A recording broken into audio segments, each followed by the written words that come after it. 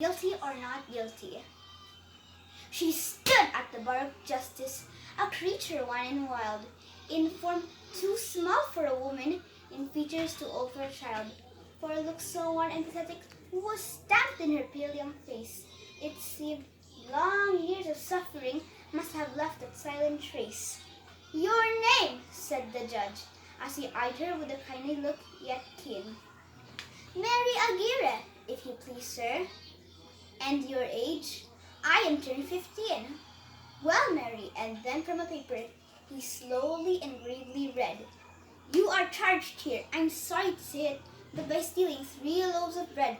You look not like an offender, and I hope you can show the charge to be false. Now tell me, are you guilty of this or no?"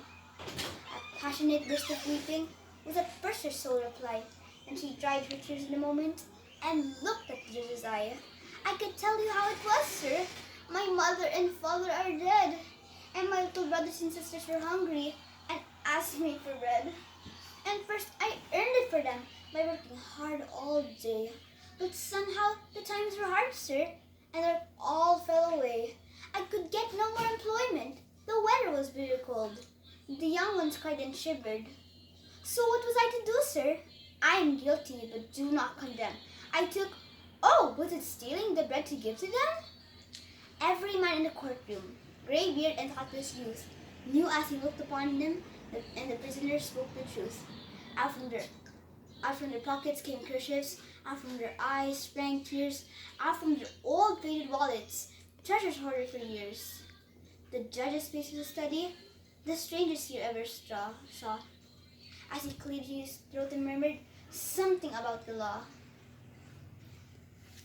For one so learned in such matters, so wise in dealing with men, he seemed on a simple question sorely puzzled just then, and no one blamed him or wondered when at last these words were heard. The sentence of this young prisoner was from the present deferred, and no one blamed him or wondered when he looked to her and smiled, and tenderly left the courtroom, himself the guilty child.